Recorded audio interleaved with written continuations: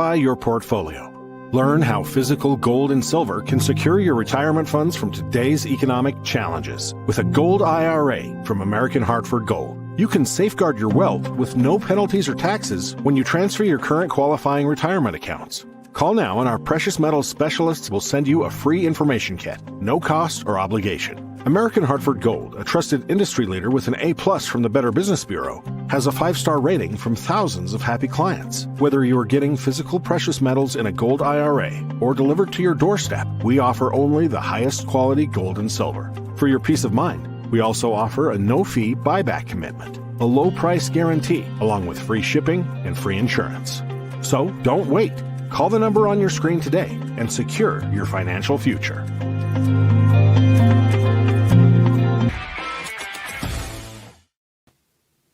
Welcome to Crossroads. If former President Donald Trump wins re-election in 2024, he's promising a massive campaign to deport all the illegal immigrants, allegedly every single one of them. Now, there are some doubts around whether this would be possible, but during the recent CPAC conference, Trump reiterated this promise, suggesting he's going to do it.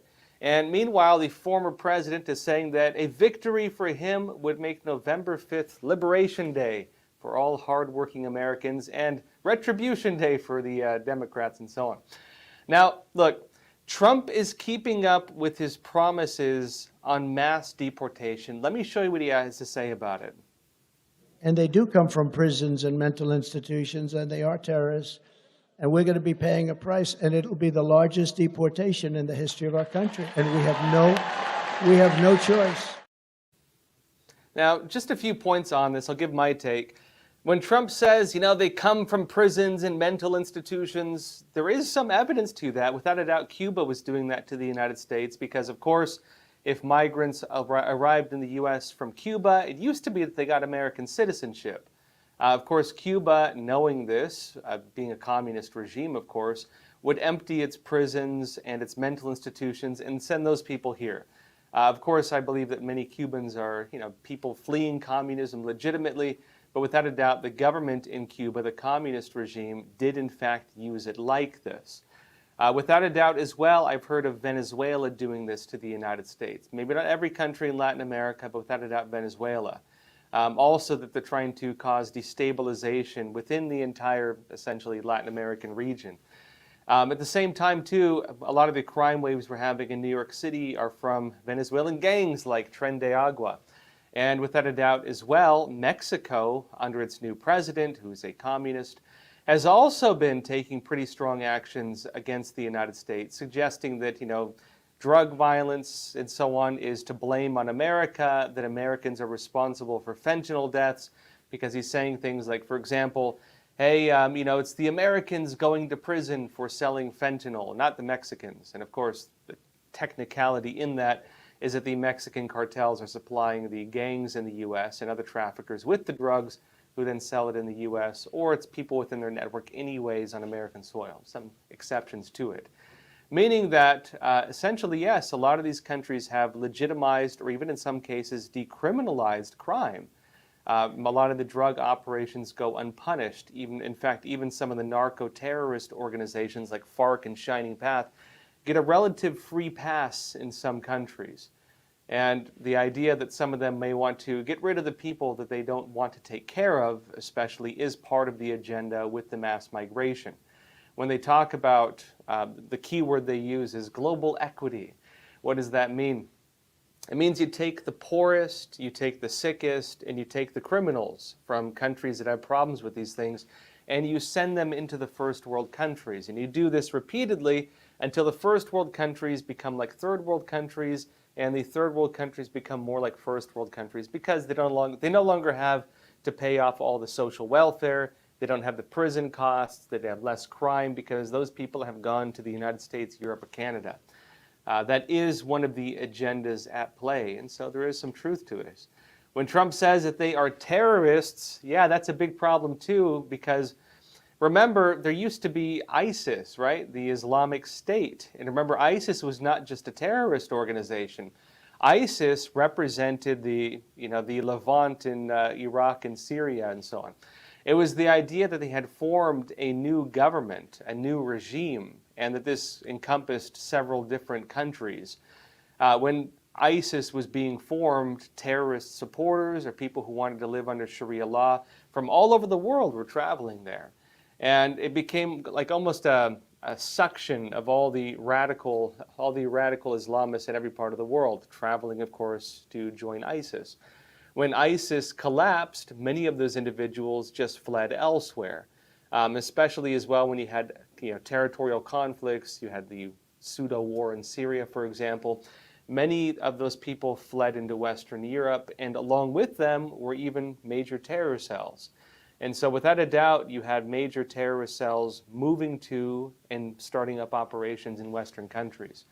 Western Europe probably being the worst of it, but in the United States as well, we've without a doubt gotten these individuals. Now, of course, we're talking about Middle East, but keep in mind too, in Latin America, Iran has huge influence, and you also have narco-terrorist organizations like FARC and Shining Path and others as well. You also, though, have Hezbollah, an Iranian-backed terrorist organization with a very strong presence all throughout Latin America, and even to the extent that they train cartel members on things like tunnel building and making IEDs, improvised explosive devices. So yeah, they have a terrorist problem too, and without a doubt, if you open the border, they're going to be coming here. When Trump says we are paying a price, this is also deeply accurate. In fact, the U.S. government is technically paying to fund the migrant crisis. The money is going mainly to the United Nations and to various NGOs, non-governmental organizations, all the nonprofits, HIAS being one of the biggest ones, Catholic Charities being another. They get the money, they run the buses, they run the operations, and they fly people and bus people and resettle people all around the country. That's your tax dollars hard at work. We're paying for it. And a lot of that goes through the Biden administration joining the United Nations Global Compact on Migration. In other words, this is a plan, and this is how the plan works. They joined it. This is not by accident. They joined it. This is just the thing that they agreed to do being played out. And as an extension of that as well, states and cities are also shouldering the budgets for things like free houses, free payouts, and in New York, $10,000 prepaid credit cards for all the illegal immigrants. So yeah, Americans are paying a price. Trump says as well, they're killing our people, they're killing our country, we have no choice. I can tell you, I just got back from Panama. I went to Darien, which is the main area where the illegal immigrants are arriving, looking to travel to the United States. I interviewed a lot of them, and I can say on my own personal experience, a lot of them were decent people. A lot of them, in my opinion, were fleeing legitimate persecution. And at the same time, though, I believe they're being used. They're being manipulated. They're being used notably for globalist and, frankly, far-left political purposes. They're being used as tools to instill a socialist state in the United States. They're being used to create a new voting base that will create a one-party dictatorship in America. And they're being used under the United Nations to create this global system of what they call global equity and the multipolar world order, global socialism, essentially. And so, yeah, it's true. You have crime here. New York, in fact, is really grappling with illegal alien crime now. It's becoming one of the major concerns in terms of crime in the city. We have gangs starting up. You have a lot of people who are now indebted to the cartels because as they travel from Mexico in particular into the United States, a lot of them have to make agreements with the cartels in order to not lose their lives, frankly. And so you have people who have agreed to become criminals as part of the process of being trafficked into the United States. And that part of trafficking through cartels, mafia organizations, is unfortunately just part of the system that the United Nations has established whereby they're trafficking people into the U.S. This is a major state-run, government-run, international-run, public-private partnership between governments and criminal organizations flooding the United States with illegal immigrants with a clear purpose of changing the forms of government. So yeah, when Trump says we have no choice but to deport them, even though I believe many of them may have legitimate, they've suffered and they've been through difficult things, I'd have to agree with him that he's right. America will not survive if this continues and if this is allowed to embed itself in this country. Now, a lot of people question, though, well, could they really do it? How do you, under Biden alone, it's over 7 million people, maybe 7 billion one day, right? Get the whole world here. Under Biden alone, it's 7 million people. Prior to Biden, they were saying the number of illegal immigrants in the United States is around 11 million. Other estimates put it as high as 30 million, so it kind of depends on who you ask. But a conservative number would be around 18 million illegal immigrants in the U.S. if you include pre-Biden and post-Biden. Now, how do you deport that many people if Trump is going to do what he says he's going to do? Well, Gateway Pundit had this. This was also from CPAC. They said during a roundtable at CPAC with Texas AG Ken Paxton, Representative Dan Bishop, Mike Davis, top Trump aide Stephen Miller, they shared how mass deportations of illegal aliens will work once President Trump is back in the White House. And here's what Stephen Miller had to say.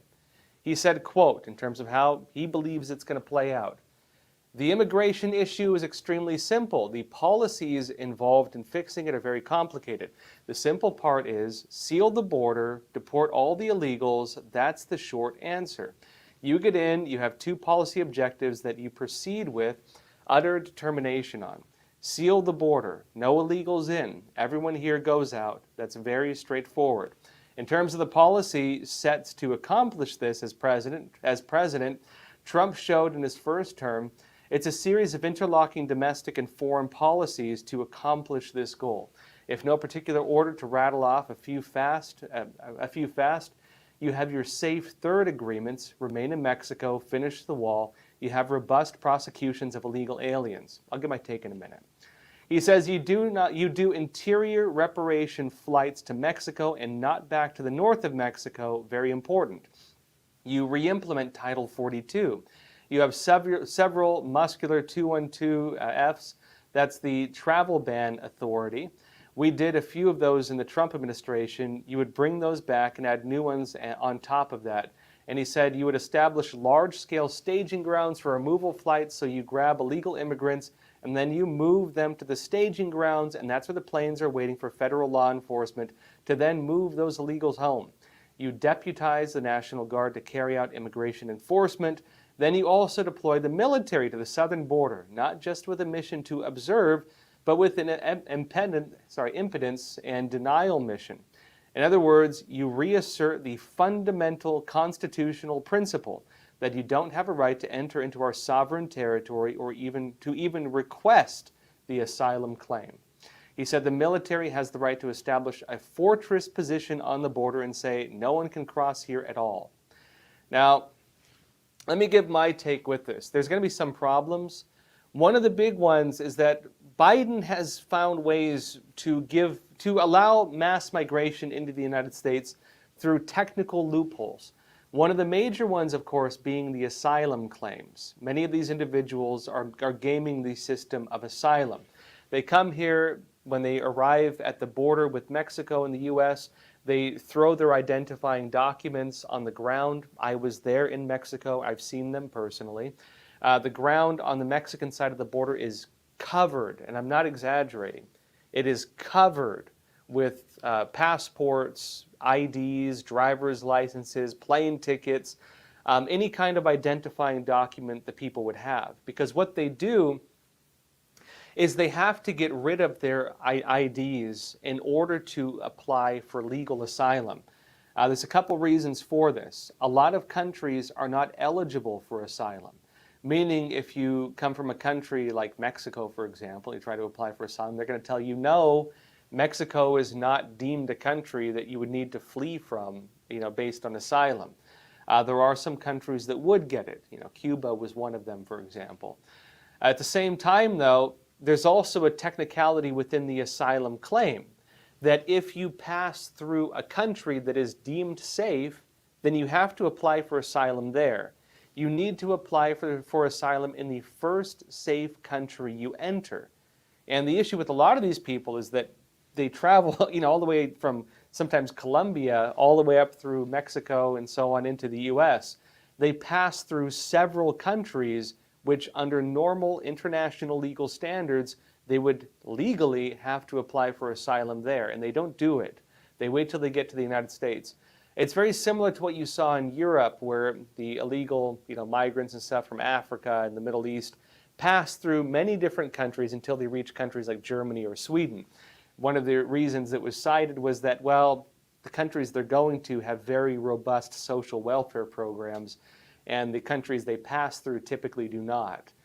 Meaning they can go and live for free in Germany or Sweden, but they can't do that in a lot of the other countries they pass through, like Poland or something like that. Now, the other thing Biden does is that typically, if people are here on asylum, right? If they're applying for amnesty, they're still technically not legally allowed to get government handouts. This has been something told to me before when I was debating with some friends, and they were like, "Oh well, they don't give money to illegal aliens. It's illegal. They can't do that. You have to be an American citizen to get money from the government. You can't get social welfare. These individuals are not eligible for it, and so why is it a problem? If they come here, it means they have to work." Biden found a way around that, and he does it by gaming the parole system. What they do is they give these individuals parole while they're on the wait list for amnesty. And because they've gummed up the amnesty system to an unbelievable extent, where it's going to be 10 years or more for these people to show up for their trials, if they ever even show up, because there's no way of really tracking them. He gives them parole, and by giving them parole, he gives them a pseudo status in the U.S. The parole allows them to be eligible then for social welfare, for free houses, for even sometimes free cars, I've been told. $10,000 prepaid credit cards in New York City, thousands of dollars elsewhere, monthly payments, free food, the whole 9 yards. They get all the handouts. They get things that people in this country on welfare don't get. And so they get treated better than Americans because Biden is gaming the parole system. At the same time as well, I would add one of the bigger problems is not just the migrants themselves. And I think this is where a lot of people get hung up. When the plan to, as Trump says, deport them all, essentially, is that the focus is very much on the individuals, not on the international agreements that are facilitating this, nor on the international governing bodies that are facilitating it. This is all being done by the United Nations and working in cahoots with their own government. A lot of it's being run through the State Department, actually many other branches now. And part of that money is also going to NGOs, non-governmental organizations. There's two tracks for it. The U.S. government is donating directly to the UN and to the NGOs, and the U.S. is also donating to the UN, which is also giving money to the NGOs by proxy. The NGOs are used as the deep on-the-ground elements that are carrying out the human trafficking and facilitating all this, including in many cases giving out the free money and the cash envelopes and so on. The United Nations is running the operation, providing humanitarian aid, and frankly, not much. I've seen it myself. And it's a big game, frankly. Part of this, again, is the United Nations Compact on Migration, which the United States is signed on to. If Trump wants to end this, he needs to make sure the U.S. never gets back into that, because there is an international agenda behind the mass migration. This is not some organic, randomly taking place incident. This is a planned, facilitated, and financed government operation internationally. Governments all throughout Europe are signed on to it. Governments all throughout Latin America are signed on to it. And they've agreed, as part of this, to fund the UN programs to facilitate mass migration. If Trump wants to get us out of it, he needs to make sure the United Nations has no way of renewing this policy, that the U.S. pulls out of it and we never go back into it. And also to somehow hold maybe the countries or individuals who are behind it accountable for frankly not telling us about it. How many of you were aware of this? How many of you know that the United Nations Compact on Migration was the agreement signed by Joe Biden that allows for this to happen? That the governments of Europe signed on to it back in 2016. Trump did not sign it.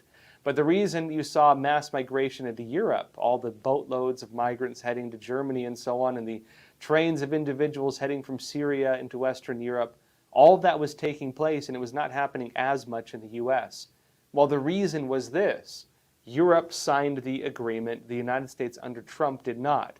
But as soon as Trump was out, Biden signed it and got us back into it. And so the mass migration into the U.S. took place. The open borders policies, the facilitating of mass immigrants into the U.S., the use of Border Patrol, not to block people from coming in, but instead to facilitate their entry, that's all part of this agreement. Everything is being done for a reason. It's one big plan, and they're not telling us about it. If Trump wants to solve this, as he claims he's going to, he needs to address this. Otherwise, it's just going to start up again once he's out. If he wants to deal with this, he needs to deal with it in such a way that the UN can never start it again, and that the individuals who puppeteered this whole thing are exposed for what they did. Now, on another note, if you were just following the big corporate media, well, you'd be hearing a very different story on illegal immigration. New York Times, they were claiming that the migrant crisis is all about climate change, that people are climate refugees fleeing the effects of global warming. And I can tell you that's absolute nonsense. I, again, traveled to Darien and Panama. I spoke with many, many individuals. Not a single person I spoke with said they were fleeing climate change. In fact, that was not even a topic that ever came up when I was talking to them. The people I spoke with were all either fleeing communism or bad socialist policies that have utterly wrecked their countries like Venezuela, or they were fleeing crime from gang-ridden countries, a lot of them from Ecuador, for example. And that makes you seriously question why, if all of this is a problem, then why are not the corporate media, the NGOs, or the United Nations, why are they not pushing to end bad socialist policies that are making the countries unlivable in the first place? Why are they not trying to fix the root of the problem? Why are they not pushing tough on crime policies so that people in Ecuador or Venezuela or elsewhere don't need to flee from the gangs? Many of these organizations instead criticize governments that try to stop the cartels and the socialists, but maybe I repeat myself on that one. Now, Axios, interestingly, even met with some backlash over a recent story. Axios claimed that the open border narrative is just one big myth. Folks, it's all a conspiracy theory, according to Axios.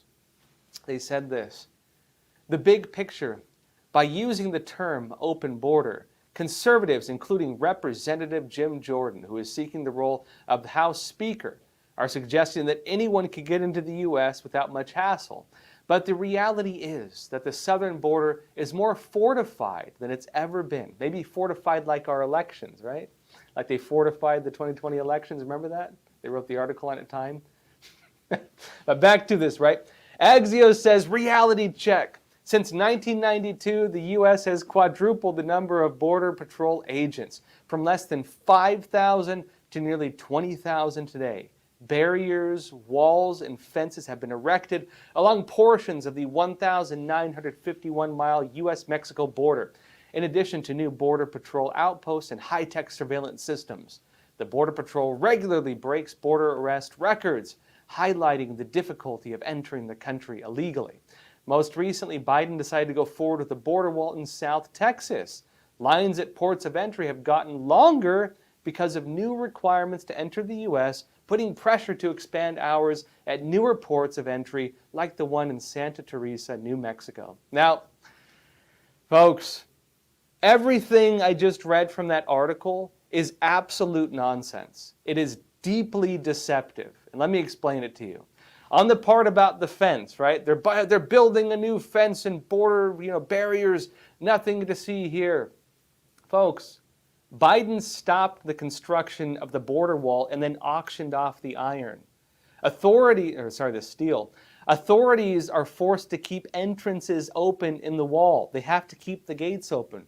Yeah, nice having a wall when you have a giant gate open and you have Border Patrol agents checking people's names and handing out ham sandwiches. And the Biden administration is even suing states like Arizona and Texas if they try to put barriers up. If they're putting up new barriers, and this is all just one big lie, then why is the Biden administration suing Texas for trying to establish border security, right? Why are they doing that, to the extent that there's even a standoff in Texas right now? On the claim of Border Patrol arrests, and there's more Border Patrol agents. Well, yes, arrests are up, but that's not the focus. The focus is on the millions of people crossing the border, then surrendering to authorities and claiming amnesty, gaming the amnesty and parole systems. The arrests, those would mostly just be the so-called gotaways, the people who have to sneak in because they're either drug traffickers or they're trying to get away from police for some reason instead of just, surrendering themselves and getting amnesty. Normally those ones are actually doing something deeply criminal, and there are a lot of them. But even then, if those people are, get arrested, mostly they're still being allowed in. The idea of Biden going forward with the border wall in Texas is also a giant ruse. Biden even deployed Border Patrol to face off with the Texas military and other National Guards in different states because he doesn't want Texas denying people entry, to the open border. He wants the border open, otherwise why would he prevent Texas from trying to close it? Now, the idea that lines of entry are getting longer, as Axios says in this is just about the ports of entry. And that's not where the border crisis is. The ports of entry are where people are trying to legally go back and forth. You're driving your car and so on. That's not where the border crisis is taking place.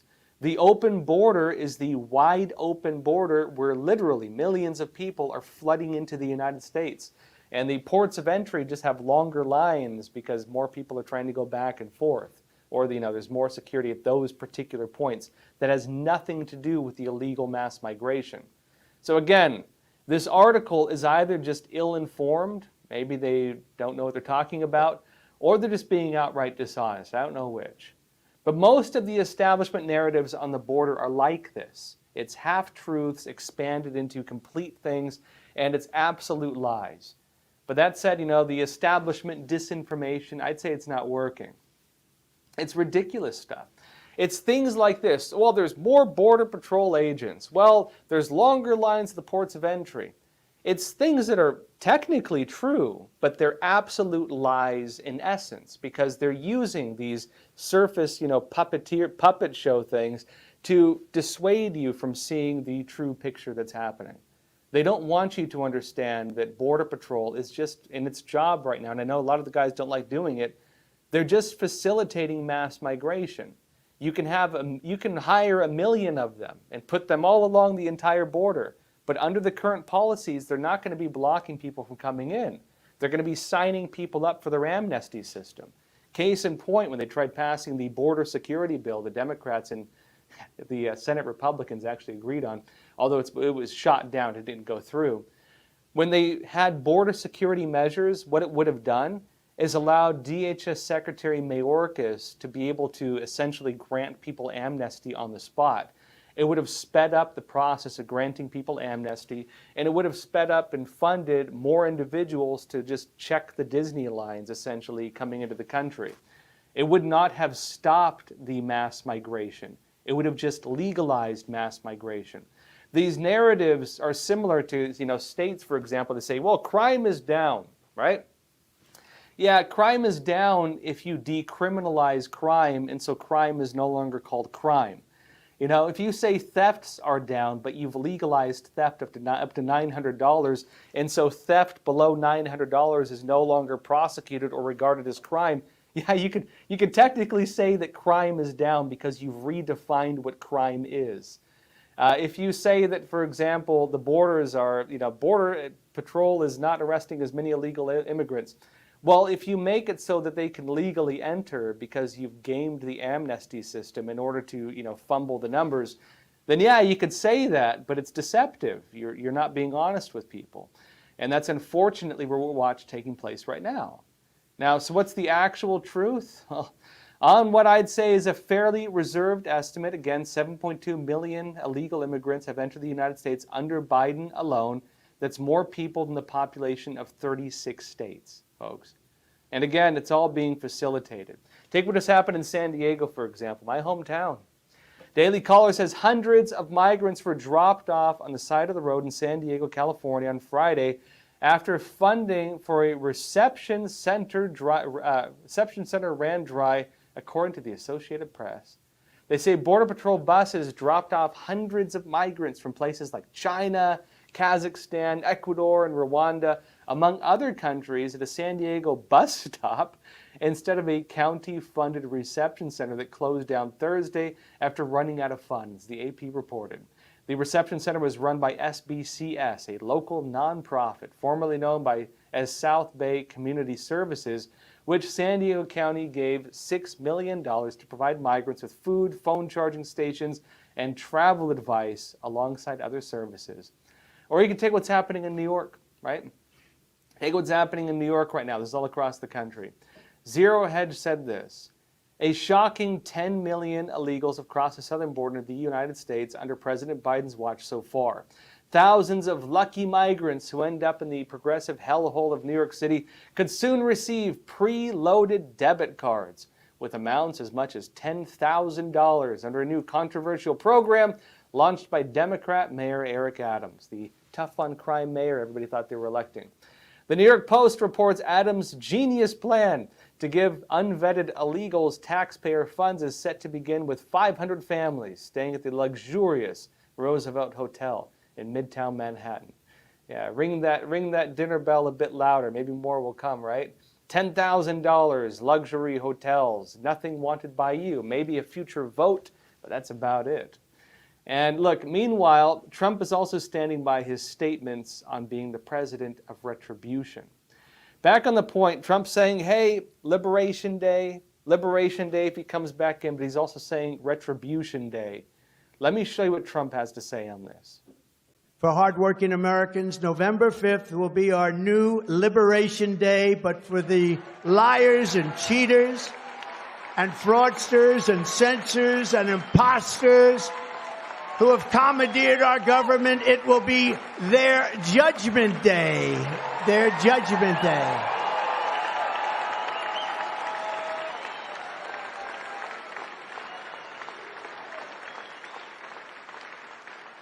When we win, the curtain closes on their corrupt reign and the sun rises on a bright new future for America. That's what we have to have. Now, when Trump says Liberation Day for hardworking Americans, frankly, I think that's what's resonating with people. Remember, back in 2016, Trump was saying drain the swamp. People wanted change, and they wanted change that gets rid of the corruption that we know seeped into this country. The corruption, or the perceived corruption, in the United States has reached such an extent that it's no longer just a want to drain the swamp, but to liberate us from the tyrannical policies that many Americans now feel they're living under. But, as Trump says, the censors, because a lot of us have been censored, the liars, the individuals, whether in government or media or whatever else, lying to us, maybe the United Nations, playing this game with our money, facilitating mass migration and not telling us about it. All these things that have taken over America. Trump is suggesting November 5th will be their Judgment Day. And I can tell you this is the next level of drain the swamp. Judgment Day, Retribution Day. I do think that this is something that will resonate with people. He says curtain closes on their corrupt reign, a new future for America. A lot of Americans at this point, I think, are sick and tired of the corruption, the lies, and what appears to be now the outright persecution and demonizing of them. If you're a Christian in this country, a lot of them feel now that there's a vendetta against them. If your skin happens to be white, you of course know there's a lot of propaganda against white people. A lot of Americans feel that they're either being persecuted or on the brink of being persecuted by our own government and by the crazy folks who have found their way into our system. Now, that being said, Trump is also declaring himself as a proud political dissident. Let me show you what he has to say on it. I stand before you today not only as your past and hopefully future president, but as a proud political dissident. I am a dissident. Remember this, I've been indicted more than Alphonse Capone. Now, this is interesting because I've been saying for a while, the attacks on Trump, if they fail, which I think they have, I said from the get-go, I don't think Trump is going to fold to any of this. Trump has a unique character where if you poke him, he gets mad. He doesn't get offended. He has a nature like a honey badger or a beehive, that if you throw something at it, it comes for you. He doesn't have the type of nature where he's going to just fold and step down. I noted he wrote a book on it. You can read his book, which I believe it's Never Quit. Trump has a philosophy on the world of not giving up, ever. Never give up. And I mentioned that if Trump really holds by his standards of never give up, which again, that's one of his slogans, that he's going to become a folk hero. They're going to turn him into a folk hero. And when Trump says now that he's a political dissident, I think this is a clear sign of this country that the policies trying to attack Trump by weaponizing the legal system, and we've all watched the circus show of how that's played out so far, they have turned Trump into a folk hero who many people believe represents the figure standing up against the same types of political persecution many of them either face or believe they could face. And I should note as well that the same type of shift taking place in the United States is not just taking place here. It's also taking place in Europe. If you look at the farmer protests, the big story, by the way, which I need to touch on as well. And it's also taking place in Latin America. Elected leaders there are facing similar forms of threats and weaponized justice, and you also have a lot of very Trump-like figures coming to power there. Now in Brazil, former President Bolsonaro is saying that he won the elections and was pushed out by a corrupt government. And now he and his family are facing charges very similar to what Trump is facing, including allegations that he was part of a coup d'etat. The people of Brazil are now coming out in massive numbers to support Bolsonaro. Let me show you this. This is a video from a journalist in Brazil, Paulo Figueiredo. He said the legacy media will try to downplay what happened today in Brazil, where a massive crowd went to the streets in support of former President Bolsonaro and against the ongoing dictatorship, notably under Lula, who was in prison. The Supreme Court changed the laws in Brazil, let him out, and then funny moneyed the elections. Right? He said, see for yourself and tell me what you think. And he has a video here. Now, there's a broader shift taking place. The president of El Salvador, for example, turned the country into one of the safest countries on earth by going after MS-13, while the corporate media here condemn him for arresting the gangs of criminals and murderers. Imagine that. How dare he arrest criminals and gang members and murderers, literal MS-13, who as part of their initiation rituals have to rape or kill. How dare he throw them in prison and turn El Salvador into one of the safest countries on earth. I don't know what's wrong with these establishment news outlets sometimes. Now, a similar change is happening in Ecuador, notably, where the new president, some people do refer him as the Trump of Latin America. I don't think that broadly. He's a billionaire looking to go after the country's gangs as well. He's just starting this.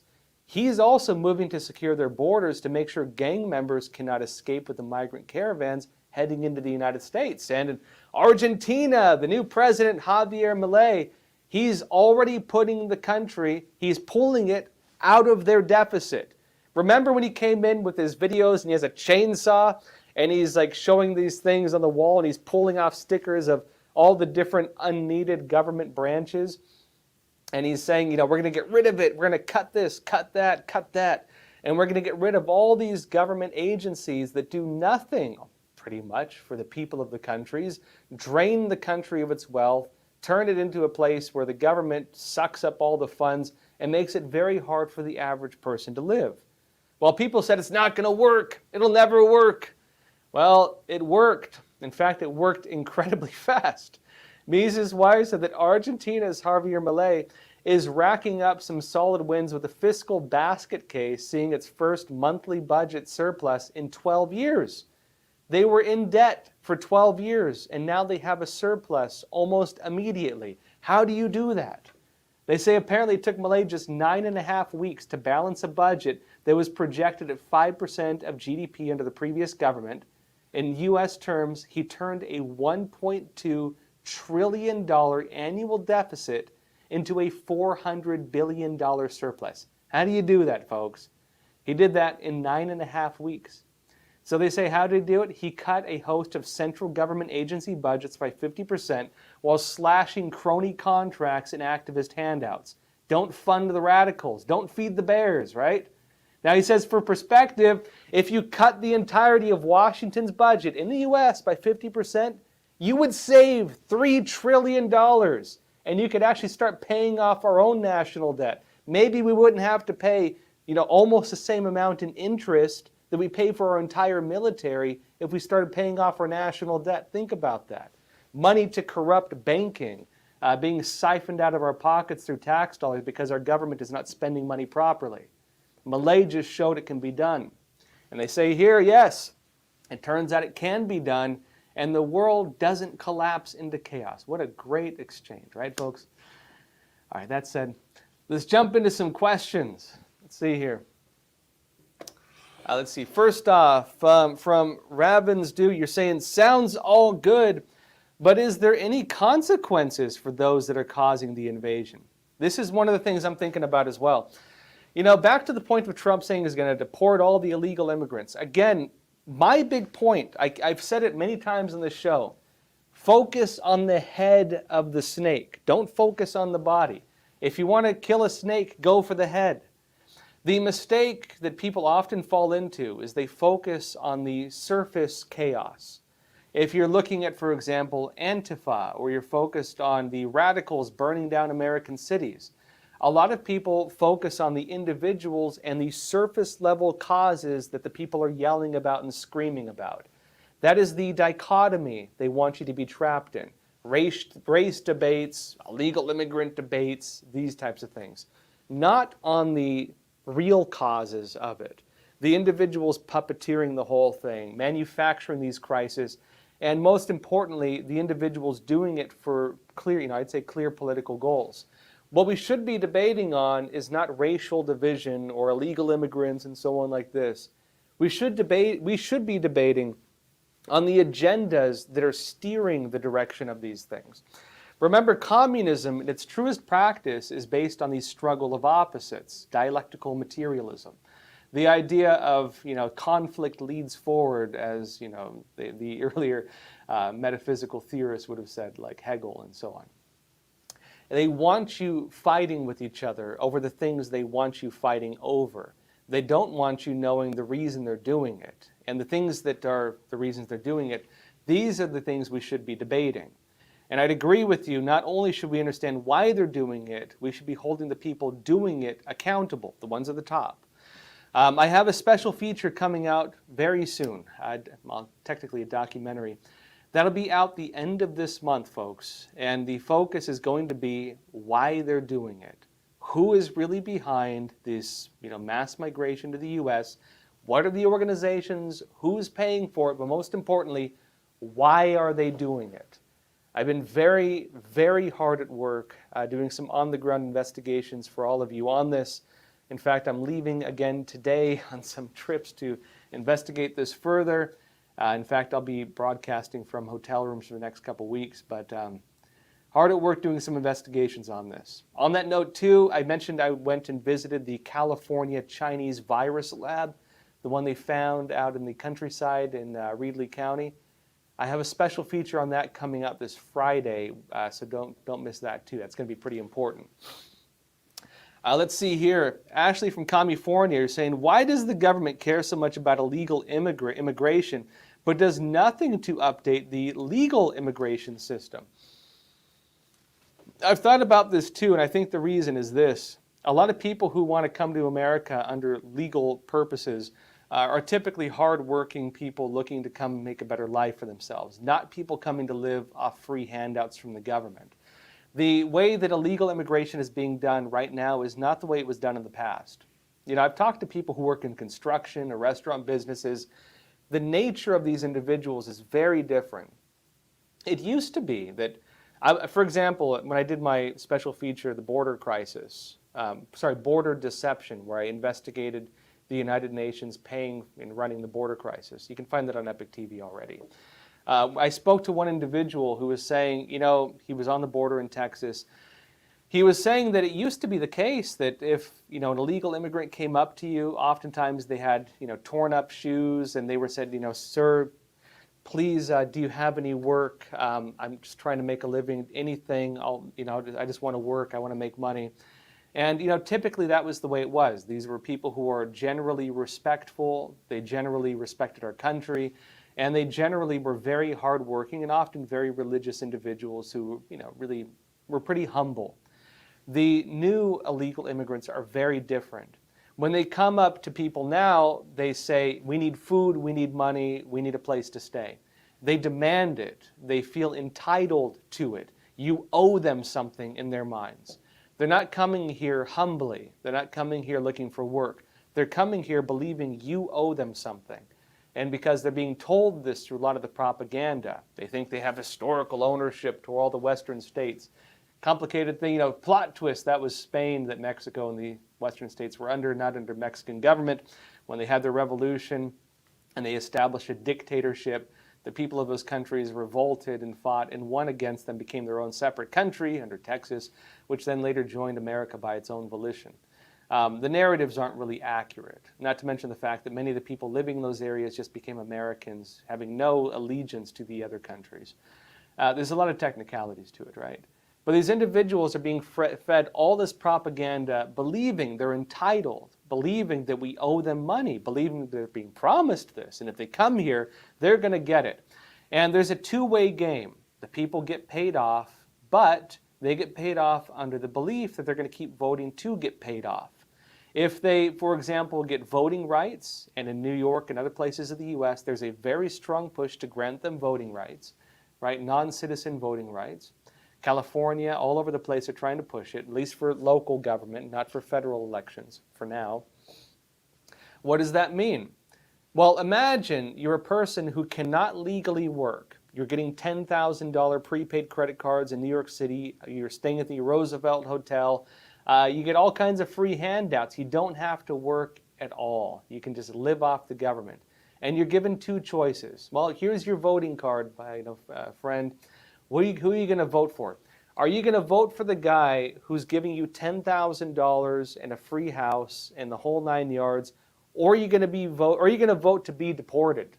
Because that's what the two parties in America are promising: endless free handouts for you, or deportation for you. What are you going to choose? They found a way to solidify a voting base by manipulating free handouts. That's what's happening. And as they manipulate that, of course, these individuals are creating the necessity of a permanent social welfare state. New York City is not looking to get rid of these policies, even while they're saying they're cutting everything. They're getting rid of basic sanitation services. Everything is on the chopping block. Kids can't go to school because some of the schools are too crowded because they got flooded with new students and they have limited space. The city is going bankrupt. Maybe it already is bankrupt, technically. They don't have the money for it. And so what are they doing? Are they abandoning the sanctuary city laws? Are they deporting people? Are they telling people no more free money? No, they're doing the opposite. They just announced a program to give $10,000 each to these individuals. And in addition to that $10,000 program, prepaid credit cards, they're also asking the federal government to subsidize it. They're not looking to get rid of it. They're looking to institutionalize it.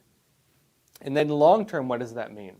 It means they're trying to establish a federal-run social welfare state that is permanent, because these people will forever need these handouts. It's the old saying, don't feed the bears. Don't feed the bears. Why is that? They become dependent and hostile. They believe you owe them something, and if you don't give it to them, they attack you. You do see this over time with how social welfare works, unfortunately, especially when generationally people stop passing down ethics of hard work and so on, and people are not raised in households where they're taught to value hard work. They believe that the government owes them something, and the perception of what government is altered over time. They think the government owes them something. If they don't get it, they protest and riot and burn down their communities. That is the future being created if this is allowed to become institutionalized.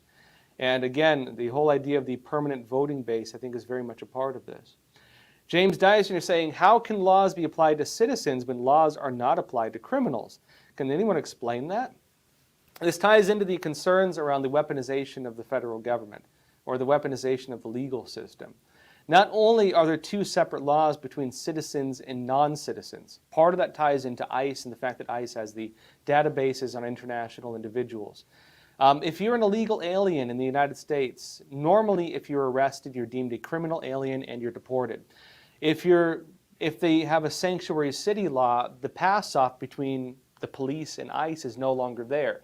And so what happens is that if you get a DUI, if you rob a store, if you steal a car, or whatever else, unless if you beat up NYPD officers on the streets, like happened in New York, for example, and they give you free bus tickets to California, instead of like permanently arresting or deporting you, these types of actions, the reason why they're happening is because of the sanctuary city laws.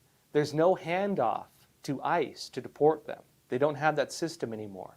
And so what that means is that unless they commit a crime serious enough to be permanently incarcerated, there's no way of holding them accountable. Their names are not on the books. They're not documented. And how do you keep a person, how do you make them show up for court if you don't even know who they are? What happens is they can say whatever name they want. What's your name? Billy Joe. Great. Okay, Billy Joe. Please show up for court. We have no way of tracking you. We don't know where you live. We don't even know who you are. But Billy Joe, please show up for court. What do you think they're going to do? They're just not going to show up. They found a way to legalize crime for illegal immigrants using this loophole. The other technicality is because Biden has given them parole. Some of them could lose their parole. The individuals with the Tren de Agua, the gang in New York that beat up the police officers, a lot of those people are being threatened to lose their parole, but frankly, the system's so open they could easily just come back in. And Venezuela is also refusing now to accept deported individuals, meaning we have nowhere to send them anymore. They found a way to game the system to essentially legalize crime for illegal immigrants, and that is a major problem that needs to be addressed. Even aside from that, you have light on crime policies under these George Soros-backed DAs, the district's attorney. And as that happens as well, it seems like in New York you can do almost anything as long as you don't call somebody a mean name. If you call somebody a racist name, you will face more repercussions than if you robbed or beat somebody on the street. That's the way it feels in New York right now. We have an inverted legal system. Good is evil and evil is good. If you protest and sing hymns in front of an abortion clinic, they might charge you with crimes threatening 11 years in prison. But if you beat up a bunch of police, physically beat them up and kick them on the ground in New York, they might give you a free bus ticket to California. That's the way we're seeing it play out right now, unfortunately. Let's see here. All right, folks, that said, I ended to call it a bit early today because I have to catch a plane. But I have a lot of important stuff in the works. If you haven't yet watched my special feature, Border Deception, where I explain how the United Nations is running the border crisis, I encourage you to watch that. The news on this is finally hitting the mainstream airwaves. I kind of think I was a bit too far ahead of the curve on it because I don't know if people believed me at first, to be honest. But we found this a couple years ago. That special feature is very important. I encourage all of you to watch it. You can see it on Epoch TV. Again, it's called Border Deception. I have a documentary I'm working on currently, hopefully be out the end of May, that is going to be on this as well. And it's going to dig into why they're doing it, why this is taking place. Again, important stuff. And again, this Friday, I'm going to have an investigative feature out as well on the California Chinese virus lab that was discovered. All of that only on Epoch TV, epochtv.com. Folks, that said, thank you so much for being here. Please share this episode. And as always, please take care of yourselves, stay informed, and stay free.